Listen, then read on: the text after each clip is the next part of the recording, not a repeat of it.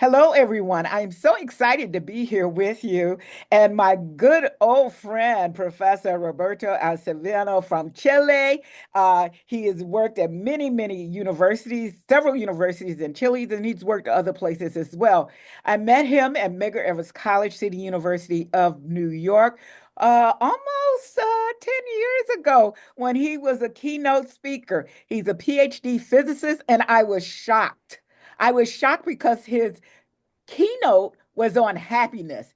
And so I've asked him to talk to us a little bit about happiness, seniors, what could improve the quality of life, especially as we look at technology and other emerging technologies such as AI, and to talk about it in the context of culture. And so I'll just have him give a little bit of background on himself, and then we'll get right into the fireside chat. Well, well, thank you very much, and as everybody said to you. But in my case, it's really very good to see you again. You are a very close friend of mine, and we have been friends forever. So that's the way it is. Now, talking about happiness, why I mention happiness all the time? Because you see, you are not happy, whatever the definition may be. You can do very little because there is no inspiration, there is nothing really. There is no creativity, and there is not that kind of energy that you need to do something special, something ideal, and something new. Now, this world is all about new ideas. It's nothing other than that. And therefore, you are happy with what you are doing. You get up happy and go to bed in the evening happy as well because you have done your work properly. So you say, well, I have done it. It is done for today. The thing is that overnight, sometimes you dream. And what we dream, well, what is the dream all about? No one knows exactly the meaning of dreams. Nevertheless, in my view, or from my point of view, to dream is something good. Well, I don't like nightmare actually, but I'm talking about good dreams. And the idea is from there you see sometimes with some pending problems that you have, you can work them out when you are in peace on your own actually. That's very good. Now, why happiness? Because you came to this world to be happy, not to suffer at all. Now, this is the reason you see why, to me, everybody is a lot better than me. That is my way of thinking. It's a lot better than me in the sense that some of them can communicate to others in a better way, although I try very hard to do it in that way, but that's not very easy. And you see, nowadays, with this new technique of communication and that kind of things, what we are losing in a way is when we used to shake hands and say hello and, to embrace people and that kind of things. We're losing that, I'm afraid. So we need to get back to that point once again. And you see your neighbor say, well, good morning, good afternoon, good evening, how are you doing? Did you say, well, whatever, what can I do for you? Now, in the same way, you see what happens is that all your environment become a good environment. And this is something that we all need. On the other hand, you see there are people who talk a lot about love, and they don't even know what love is. You see, they get married, and then you see something goes wrong, and these people just split apart. And you see, in my case, my thinking is that what you should do is to speak less and to do more. And if you do that in that way, you will find out that your life is going to be a lot better. You will feel that you are doing the right thing. And although this life is very short indeed, you're going to be happy while living. And at the very end of the day, as the English people used to say, you will say, well, if I had to leave this world, I'm going to do it, but when I smile. So, in other words, if you have nothing better than silence, the best thing you can do, you see, is to keep quiet and silent. Okay. And that's very important, you Yeah. see. And that's the way to behave, I think. Excellent, Yes. excellent. Yes, Mel Robbins has a new book out called Let Them, and it's similar to the theory that you just said, to be happy, talk less, do more, and make yourself happy. So let's talk about how do seniors keep themselves happy, or how do their caregivers help them to become happy using the science of happiness and AI and all the technology that is around. Give us some of your thoughts on that. Yeah. You see, what happening is that at the moment, I lecture a lot at the university and I do a lot of research.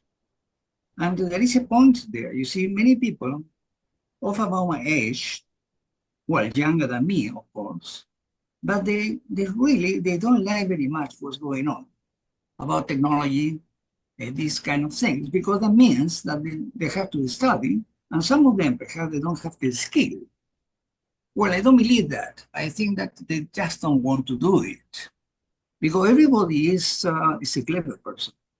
Now, what happened is that at the moment, you see, to me, artificial intelligence, which is something that I do seduce my students to use it because it's something like a library on your shoulders. And you move with the library, but you have to understand it. You see, because you cannot rely everything on what artificial intelligence is telling you. And what you have to do, you see, is to analyze what come out of that and see if you agree on that or you can improve that. On many occasions, you see, Johan, what I do is I find that the result I am giving is wrong. So I said to artificial intelligence, please check this because I think you're wrong. The answer to me is, I'm very sorry, and they correct the mistake. Because what it is, artificial intelligence, is a very solid software, a very solid one, and therefore, you see, it's building up day by day, second by second, by many millions of people all over the world. So there is no way you can say, well, look, I want to forget about artificial intelligence because, you know, I better speak, just speak. I better repeat what others have done in the past and that kind of things. And that's not good because you see there is no new ideas by doing so. And what the student wants, you see, is to understand the limitation and the strongest point about artificial intelligence. And what happened with the, with the academic, some of them are very happy by doing so, but others, really, they do refuse. They don't want that at all. Nevertheless, you see, now we are talking about engineering in the version 4.0, which is something very interesting, you see. And I am really I'm convinced that in the USA and other countries like that, you see, they are doing at the moment engineering 5.0. It's an, it's an, it's a better version of that. So there are a lot of changes going on all over the world. Now, Agreed. some of the problem, just to finish this idea, some of the problem we are trying to cope with is companionships, enhanced communications, personalities, engagement, health monitoring and support, cognitive simulation, and social interaction platforms. So those are the main points which you have to understand, and you have to fully understand what's going on with this and what you can do. You see, Excellent. that is the first thing. Okay. Excellent. We have to understand, and the technology is changing so fast that it's difficult to keep up. And those who even want to understand have to really work hard to keep up. But let's change it a little bit and talk about culture. In Chile, the culture is dynamic. So tell us a little bit about the insights on technology adoption by seniors who are in Chile. So how are Yeah, they grasping all of this change with the technology and their happiness and their Yeah, quality of life. you see what happened is that many friends of mine, they are perhaps about my age or a bit older than me. They are not very happy about this actually because they cannot follow it. Mm. And I'm talking about people who have retired as a full professor of the university, the best university in this country, and they're not very happy with that. For instance, for them to spend, say, 20 US American dollars to pay for a GPT 4.0 is a lot of money, which means nothing nowadays. Mhm, mhm. In my case, for instance, I have no problem to pay that monthly. Also, I have iThought.com, which is very good as well. So, in other words, what I'm trying to do, you see, is trying to seduce my friends to use this artificial intelligence and some other technological advances for several reasons. The first one is family-oriented society. Secondly, interpersonal connections. Thirdly, respect for traditions. Fourthly, economic disparities. And fifthly, or last, I would say, community engagement. So you see that there are a lot of points there which you need to cover and to be quite, willing to learn.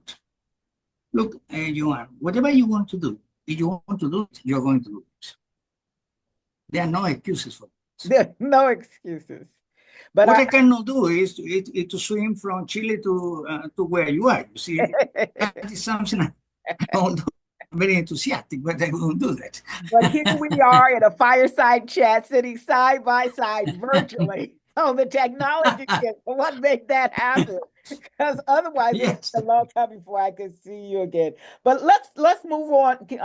Now you mentioned that professors who are retiring, so and they're among the academicians, the intellectual elite, and they're having challenges with this. So we can imagine how others are having challenges with the technology. So it's not so much the technology we should focus on, and just like you ended in your last statement, it's the applications, the kinds of things that the technology can do to bring community and other things. So let's talk a little bit more about the practical applications for technologies in emotional well-being. How can we provide technology that the seniors, including our own academy colleagues, will see the benefit in embracing that technology instead of being aloof of the technology? What kinds of things will make them see that the emerging technology is going to be good for not just seniors, but the workforce in general, and those who are entering the workforce as well as those who are exiting the workforce? Yes, I think you're quite right. But you see, this is what I listed some of them. For instance, virtual companionships. That's Yes. something very important. The other is how it aligns with happiness principle. This is something very important. This is the main issue about me. It's regular positive interactions, even with artificial intelligence. That mean a lot. Can fulfill the innate human need for connection, reducing feeling of loneliness. Yes. Because you see what happens is that when people get older and older, they don't understand that they're getting richer and richer.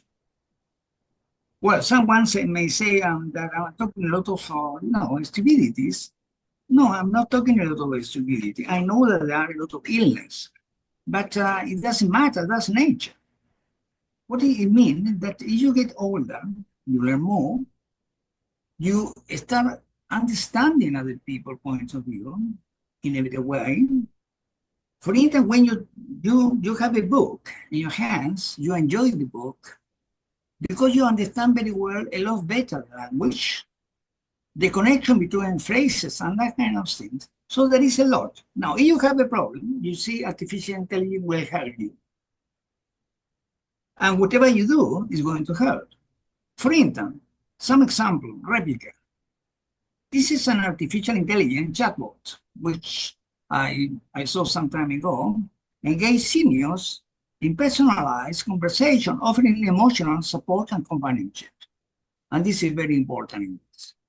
You see, artificial intelligence is not just to solve mathematical problems or physical problems. It's something that helps you to live better. So what you have to do is just not just look at the negative sense about life. Be positive. You have to remember that love is forever. It's not for a second. You don't understand what love is, never mind. You will understand. For Excellent. instance, the love you have for your mom, for for your family, is so huge that it's easy, perhaps for some of people, say, well, I don't think I can describe that. But you have to be clever enough and to find the words to express what love means. Love is not just, doing trivial things. Love is something from the inner. I mean, I don't know how to say that, but it comes inside you. It's a feeling. It's like a new dimension of things. Sorry, I use a word which is good for me. A new dimensions. And not everybody fall in love, although there are a lot of songs about love. But you see, if you come to think about that, there is a lot to learn. And what I'm doing at the moment, you see, with a friend of mine who is very interested in this kind of subjects, we're trying to write something about the real meaning of love. What does it mean? But for practical reason and for every reason. Because you see, when you feel love, whatever it is, it may be a person or whatever, it's up to you. You are going to find out that yourself is getting happier and happier. Wow, what a way to end. What a nice tie-in. All of us come into the world through our parents. We have a mother and a father, and we assume they love each other, but we love them. And as loving children, we want to see them happy and well taken care of. And we'd like for them to have a quality of life that is difficult as you age. And so it's so wonderful that you could talk about love, happiness, support, and technology all in one session. Are there any last thoughts, any takeaways you would like the audience to have? Yeah, you see, something which I pray people, actually, pray people, which is a very big word, actually, to be happy. In other words, to share what they have. Whatever you have, for instance, nowadays in the USA, we're having a disaster. And people should realize that it's something really, really good to help others. Because sometime in your future, sometime I'm going to give you, Joan, this is for you. Because now you need it. And when I need that, you were there. And this is something very important. So I said to everybody, try to be a good person. Life must be surrounded by good person. And good person from the ethical point of view means a lot. Something that I have not told you is that I want to finish my PhD in ethics. Hmm. Wow. Because you see what happened is that I feel that in a way, although I publish a lot of articles, technical articles, but those don't make me very, very happy. I think I need to, how to write? To write more poetry in the physics I do. Wow. What a leading by example, continuous and learning throughout your career. You've had a very successful career as a full professor in physics, teaching, and now you want to study ethics and take that to another level. I applaud you, Professor Roberta. Is there anything else we need to say? Because I think this has been a mouthful. We have covered everything from happiness to love to cultural insights and practical applications, and ending up with be the very best person you can be. You see, what I would like to say is that, you see, from to be very honest, I love everybody. I have no enemies, and I don't have the time, to make more enemies. So if someone doesn't like me or whatever, what I do, I try to find the good point about the person. So if you do that, you are going to live in peace. And if you are in peace, you have done a lot. This is something very important. Be a happy person. Don't talk too much. Do more. And thirdly, please try to get together to good people. And in that way, you are going to grow up. For instance, in your case, you have done a lot. Creating new ideas, creating new stimulation for people about this entrepreneurship and that kind of things. And you're a world leader in that subject, and everybody knows that. But you see, your effort, there are people that have learned a lot from you.